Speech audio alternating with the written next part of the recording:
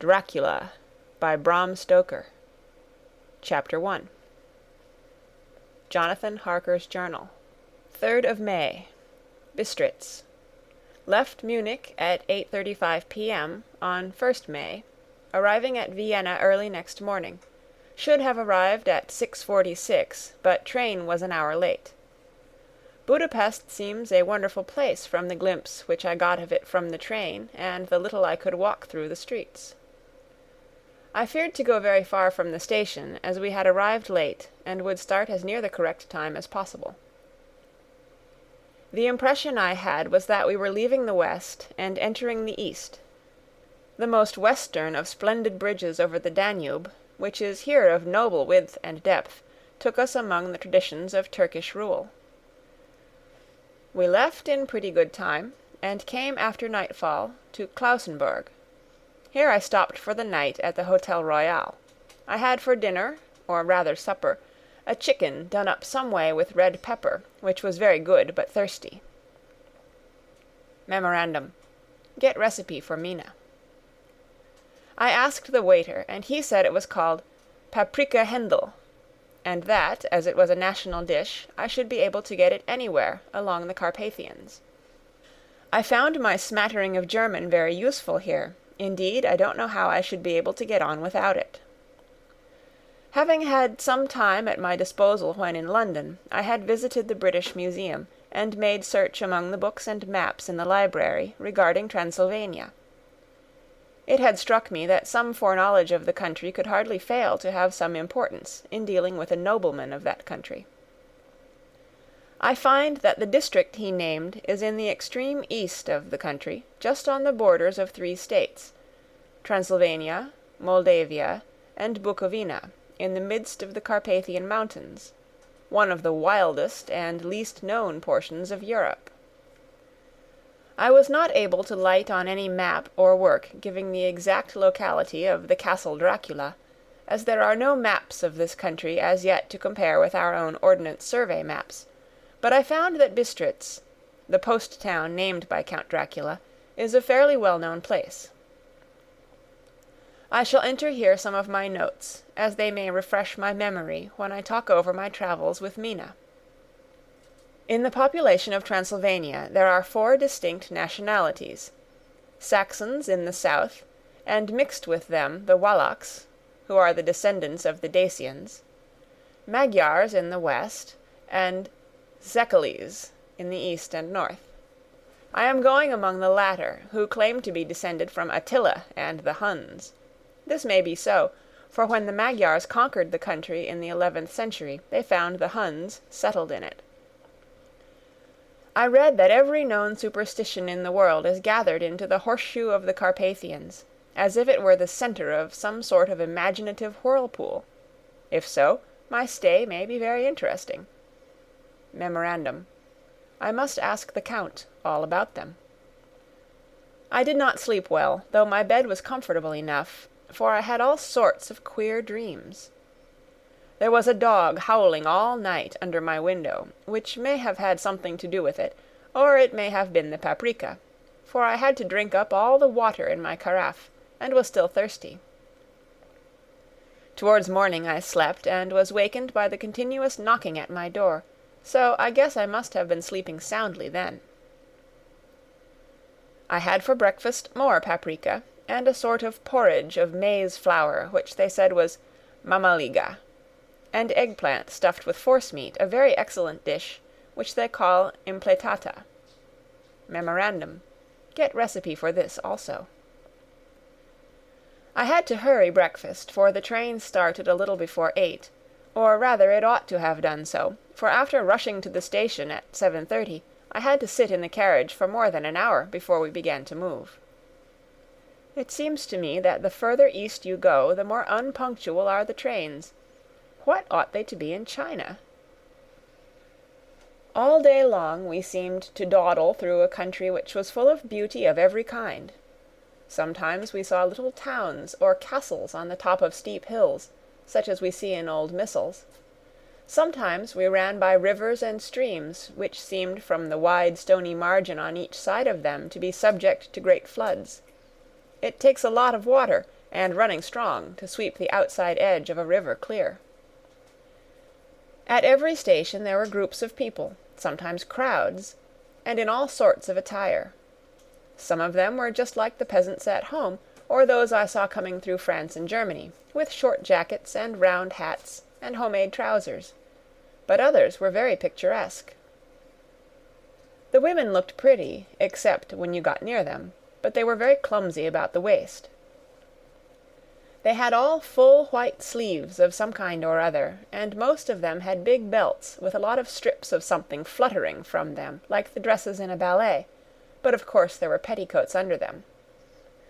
The strangest figures we saw were the Slovaks, who were more barbarian than the rest, with their big cowboy hats, great baggy, dirty white trousers, white linen shirts, and enormous heavy leather belts, nearly a foot wide, all studded over with brass nails.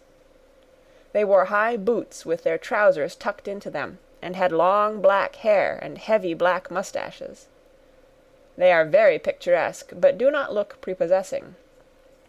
On the stage they would be set down at once as some old Oriental band of brigands. They are, however, I am told, very harmless, and rather wanting in natural self-assertion. It was on the dark side of twilight when we got to Bistritz, which is a very interesting old place. Being practically on the frontier, for the Borgo Pass leads from it into Bukovina, it has had a very stormy existence, and it certainly shows marks of it. 50 years ago a series of great fires took place, which made terrible havoc on 5 separate occasions. At the very beginning of the 17th century it underwent a siege of 3 weeks, and lost 13,000 people, the casualties of war proper being assisted by famine and disease. Count Dracula had directed me to go to the Golden Krone Hotel, which I found, to my great delight, to be thoroughly old-fashioned, for of course I wanted to see all I could of the ways of the country. I was evidently expected, for when I got near the door I faced a cheery-looking elderly woman in the usual peasant dress. White undergarment, with a long double apron, front and back, of coloured stuff, fitting almost too tight for modesty. When I came close, she bowed and said, "The Herr Englishman?" "Yes," I said, "Jonathan Harker." She smiled and gave some message to an elderly man in white shirt-sleeves, who had followed her to the door. He went, but immediately returned with a letter. "My friend, welcome to the Carpathians. I am anxiously expecting you. Sleep well tonight. At 3 tomorrow the diligence will start for Bukovina. A place on it is kept for you. At the Borgo Pass my carriage will await you, and will bring you to me. I trust that your journey from London has been a happy one, and that you will enjoy your stay in my beautiful land. Your friend, Dracula." 4th of May. I found that my landlord had got a letter from the Count, directing him to secure the best place on the coach for me, but on making inquiries as to details he seemed somewhat reticent, and pretended that he could not understand my German. This could not be true, because up to then he had understood it perfectly. At least he answered my questions exactly as if he did. He and his wife, the old lady who had received me, looked at each other in a frightened sort of way. He mumbled out that the money had been sent in a letter, and that was all he knew. When I asked him if he knew Count Dracula and could tell me anything of his castle, both he and his wife crossed themselves, and, saying that they knew nothing at all, simply refused to speak further. It was so near the time of starting that I had no time to ask anyone else, for it was all very mysterious, and not by any means comforting. Just before I was leaving, an old lady came up to my room, and said in a hysterical way, "Must you go? Oh, young Herr, must you go?" She was in such an excited state that she seemed to have lost her grip of what German she knew, and mixed it all up with some other language which I did not know at all. I was just able to follow her by asking many questions. When I told her that I must go at once, and that I was engaged on important business, she asked again, "Do you know what day it is?" I answered that it was the 4th of May. She shook her head as she said again, "Oh, yes, I know that. But do you know what day it is?" On my saying that I did not understand, she went on, "It is the eve of St. George's Day. Do you not know that tonight, when the clock strikes midnight, all the evil things in the world will have full sway? Do you know where you are going, and what you are going to?" She was in such evident distress that I tried to comfort her, but without effect. Finally she went down on her knees and implored me not to go, at least to wait a day or two before starting. It was all very ridiculous, but I did not feel comfortable. However, there was business to be done, and I could allow nothing to interfere with it. I tried to raise her up, and said as gravely as I could that I thanked her, but my duty was imperative, and that I must go. She then rose and dried her eyes, and taking a crucifix from her neck, offered it to me. I did not know what to do, for, as an English churchman, I have been taught to regard such things as in some measure idolatrous, and yet it seemed so ungracious to refuse an old lady meaning so well, and in such a state of mind. She saw, I suppose, the doubt in my face, for she put the rosary round my neck and said, "For your mother's sake," and went out of the room. I am writing up this part of the diary whilst I am waiting for the coach, which is, of course, late, and the crucifix is still round my neck. Whether it is the old lady's fear, or the many ghostly traditions of this place, or the crucifix itself, I do not know, but I am not feeling nearly as easy in my mind as usual. If this book should ever reach Mina before I do, let it bring my goodbye. Here comes the coach. 5th of May. The Castle. The grey of the morning has passed, and the sun is high over the distant horizon, which seems jagged, whether with trees or hills I know not, for it is so far off that big things and little are mixed. I am not sleepy, and, as I am not to be called till I awake, naturally I write till sleep comes. There are many odd things to put down, and, lest who reads them may fancy that I dined too well before I left Bistritz, let me put down my dinner exactly. I dined on what they called robber steak, bits of bacon, onion, and beef, seasoned with red pepper and strung on sticks, and roasted over the fire in simple style of the London cat's meat. The wine was golden Mediasch, which produces a queer sting on the tongue, which is, however, not disagreeable. I had only a couple of glasses of this, and nothing else. When I got on the coach, the driver had not taken his seat, and I saw him talking to the landlady. They were evidently talking of me, for every now and then they looked at me, and some of the people who were sitting on the bench outside the door came and listened, and then looked at me, most of them pityingly. I could hear a lot of words often repeated, queer words, for there were many nationalities in the crowd, so I quietly got my polyglot dictionary from my bag and looked them out.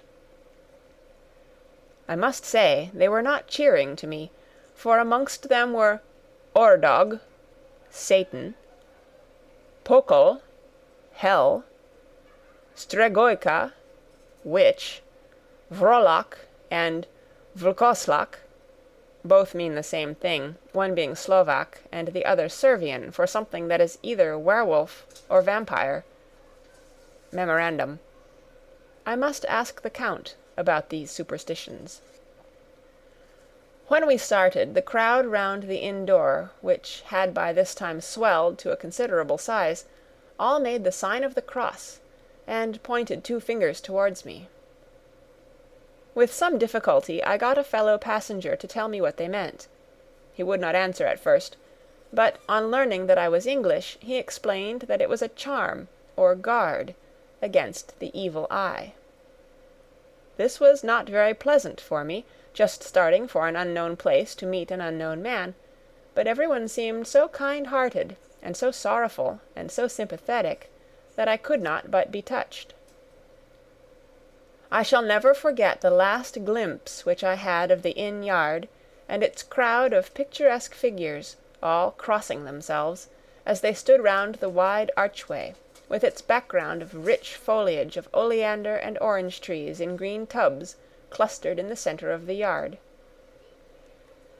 Then our driver, whose wide linen drawers covered the whole front of the box seat, Gotza, they call them, cracked his big whip over his 4 small horses, which ran abreast, and we set off on our journey. I soon lost sight and recollection of ghostly fears in the beauty of the scene as we drove along, although had I known the language, or rather languages, which my fellow passengers were speaking, I might not have been able to throw them off so easily. Before us lay a green sloping land full of forests and woods, with here and there steep hills, crowned with clumps of trees or with farmhouses, the blank gable end to the road. There was everywhere a bewildering mass of fruit blossom, apple, plum, pear, cherry. And as we drove by I could see the green grass under the trees, spangled with the fallen petals. In and out amongst these green hills of what they call here the Mittelland ran the road, losing itself as it swept round the grassy curve, or was shut out by the straggling ends of pine woods, which here and there ran down the hillsides like tongues of flame. The road was rugged, but still we seemed to fly over it with a feverish haste. I could not understand then what the haste meant, but the driver was evidently bent on losing no time in reaching Borgo Prund. I was told that this road is in summer-time excellent, but that it had not yet been put in order after the winter snows. In this respect it is different from the general run of roads in the Carpathians, for it is an old tradition that they are not to be kept in too good order. Of old the hospodars would not repair them, lest the Turk should think that they were preparing to bring in foreign troops, and so hasten the war, which was always really at loading point. Beyond the green swelling hills of the Mittelland rose mighty slopes of forest up to the lofty steeps of the Carpathians themselves. Right and left of us they towered, with the afternoon sun falling full upon them, and bringing out all the glorious colours of this beautiful range, deep blue and purple in the shadows of the peaks, green and brown where grass and rock mingled, and an endless perspective of jagged rock and pointed crags, till these were themselves lost in the distance, where the snowy peaks rose grandly. Here and there seemed mighty rifts in the mountains, through which, as the sun began to sink, we saw now and again the white gleam of falling water. One of my companions touched my arm as we swept round the base of a hill, and opened up the lofty snow-covered peak of a mountain, which seemed, as we wound on our serpentine way, to be right before us. "Look, Istenzek, God's seat," and he crossed himself reverently. As we wound on our endless way, and the sun sank lower and lower behind us, the shadows of the evening began to creep round us.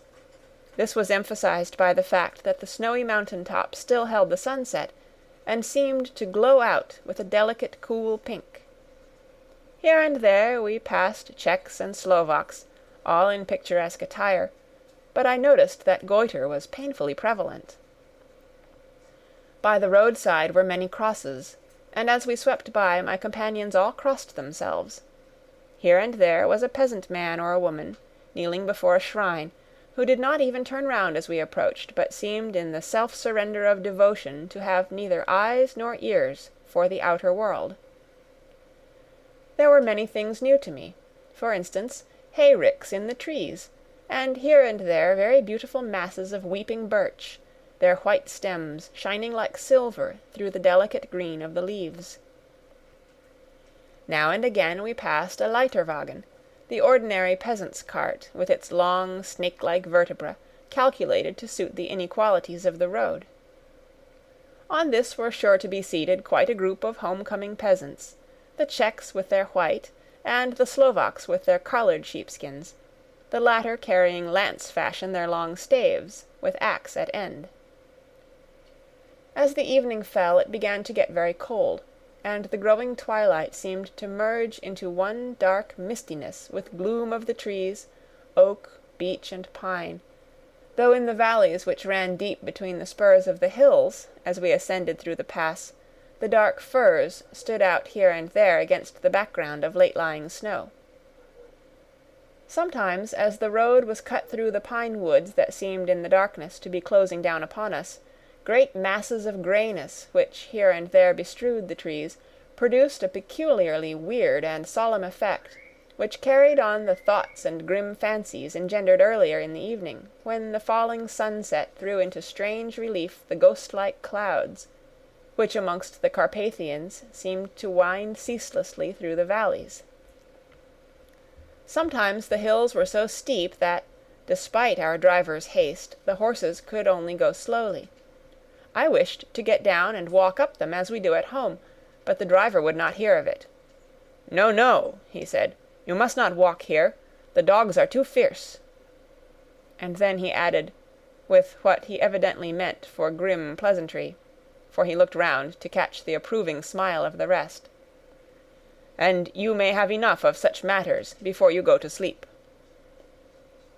The only stop he would make was a moment's pause to light his lamps. When it grew dark there seemed to be some excitement amongst the passengers, and they kept speaking to him, one after the other, as though urging him to further speed. He lashed the horses unmercifully with his long whip, and with wild cries of encouragement urged them on to further exertions. Then through the darkness I could see a sort of patch of grey light ahead of us, as though there were a cleft in the hills. The excitement of the passengers grew greater. The crazy coach rocked on its great leather springs, and swayed like a boat tossed on a stormy sea. I had to hold on. The road grew more level, and we appeared to fly along. Then the mountains seemed to come nearer to us on each side, and to frown down upon us. We were entering on the Borgo Pass. One by one several of the passengers offered me gifts, which they pressed upon me with an earnestness which would take no denial. These were certainly of an odd and varied kind, but each was given in simple good faith, with a kindly word and a blessing, and that same strange mixture of fear-meaning movements which I had seen outside the hole at Bistritz, the sign of the cross, and the guard against the evil eye. Then, as we flew along, the driver leaned forward, and on each side the passengers, craning over the edge of the coach, peered eagerly into the darkness. It was evident that something very exciting was either happening or expected, but though I asked each passenger, no one would give me the slightest explanation. This state of excitement kept on for some little time, and at last we saw before us the pass opening out on the eastern side. There were dark rolling clouds overhead, and in the air the heavy, oppressive sense of thunder. It seemed as though the mountain range had separated two atmospheres, and that now we had got into the thunderous one. I was now myself looking out for the conveyance which was to take me to the Count. Each moment I expected to see the glare of lamps through the blackness, but all was dark. The only light was the flickering rays of our own lamps, in which the steam from our hard-driven horses rose in a white cloud. We could see now the sandy road lying white before us, but there was on it no sign of a vehicle. The passengers drew back with a sigh of gladness, which seemed to mock my own disappointment. I was already thinking what I had best do, when the driver, looking at his watch, said to the others something which I could hardly hear, it was spoken so quietly, and in so low a tone. I thought it was, "An hour less than the time." Then, turning to me, he spoke in German worse than my own. "There is no carriage here. The Herr is not expected after all. He will now come on to Bukovina, and return to-morrow, or the next day, better the next day." Whilst he was speaking, the horses began to neigh and snort and plunge wildly, so that the driver had to hold them up.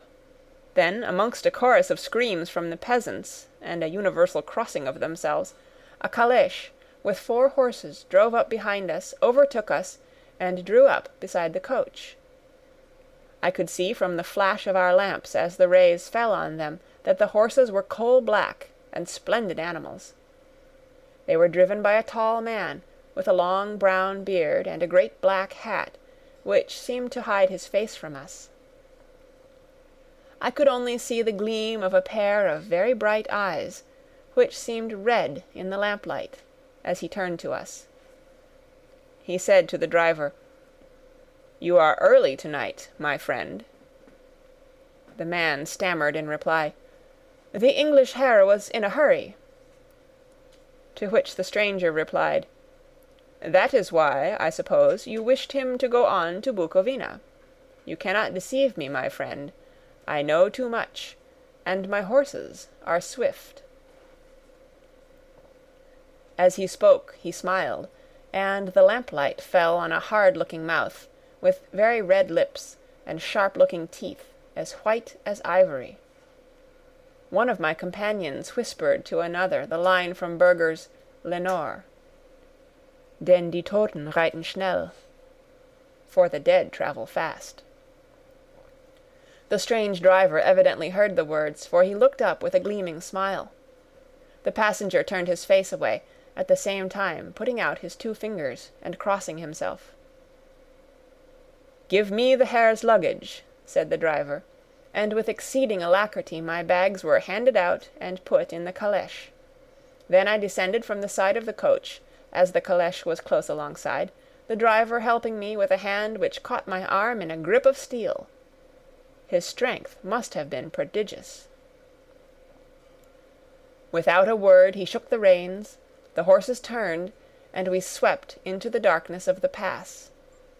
As I looked back I saw the steam from the horses of the coach by the light of the lamps, and projected against it the figures of my late companions crossing themselves. Then the driver cracked his whip and called to his horses, and off they swept on their way to Bukovina.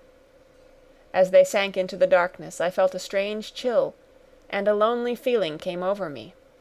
But a cloak was thrown over my shoulders and a rug across my knees, and the driver said in excellent German, "The night is chill, mein Herr, and my master the Count bade me take all care of you. There is a flask of Slivovitz," the plum brandy of the country, "underneath the seat, if you should require it." I did not take any, but it was a comfort to know it was there all the same. I felt a little strangely, and not a little frightened. I think had there been any alternative I should have taken it, instead of prosecuting that unknown night journey. The carriage went at a hard pace straight along, then we made a complete turn, and went along another straight road. It seemed to me that we were simply going over and over the same ground again, and so I took note of some salient point, and found that this was so. I would have liked to have asked the driver what this all meant, but I really feared to do so, for I thought that, placed as I was, any protest would have had no effect in case there had been an intention to delay. By and by, however, as I was curious to know how time was passing, I struck a match, and by its flame looked at my watch. It was within a few minutes of midnight. This gave me a sort of shock, for I suppose the general superstition about midnight was increased by my recent experiences. I waited, with a sick feeling of suspense. Then a dog began to howl somewhere in a farmhouse far down the road, a long, agonized wailing, as if from fear. The sound was taken up by another dog, and then another and another, till, borne on the wind which now sighed softly through the pass, a wild howling began, which seemed to come from all over the country, as far as the imagination could grasp it, through the gloom of the night. At the first howl the horses began to strain and rear, but the driver spoke to them soothingly, and they quieted down, but shivered and sweated, as though after a runaway from sudden fright. Then far off in the distance, from the mountains on each side of us, began a louder and a sharper howling, that of wolves, which affected both the horses and myself in the same way, for I was minded to jump from the calèche and run, whilst they reared again and plunged madly, so that the driver had to use all his great strength to keep them from bolting. In a few minutes, however, my own ears got accustomed to the sound, and the horses so far became quiet that the driver was able to descend, and to stand before them. He petted and soothed them, and whispered something in their ears, as I have heard of horse-tamers doing, and with extraordinary effect, for under his caresses they became quite manageable again, though they still trembled. The driver again took his seat, and shaking his reins, started off at a great pace. This time, after going to the far side of the pass, he suddenly turned down a narrow roadway which ran sharply to the right. Soon we were hemmed in with trees, which in places arched right over the roadway till we passed as through a tunnel. And again great frowning rocks guarded us boldly on either side. Though we were in shelter, we could hear the rising wind, for it moaned and whistled through the rocks, and the branches of the trees crashed together as we swept along. It grew colder and colder still, and fine powdery snow began to fall, so that soon we and all around us were covered with a white blanket. The keen wind still carried the howling of the dogs, though this grew fainter as we went on our way. The baying of the wolves sounded nearer and nearer, as though they were closing round on us from every side. I grew dreadfully afraid, and the horses shared my fear. The driver, however, was not in the least disturbed. He kept turning his head to left and right, but I could not see anything through the darkness. Suddenly, away on our left, I saw a faint, flickering blue flame. The driver saw it at the same moment. He at once checked the horses, and, jumping to the ground, disappeared into the darkness. I did not know what to do, the less as the howling of the wolves grew closer, but while I wondered, the driver suddenly reappeared again, and without a word took his seat, and we resumed our journey.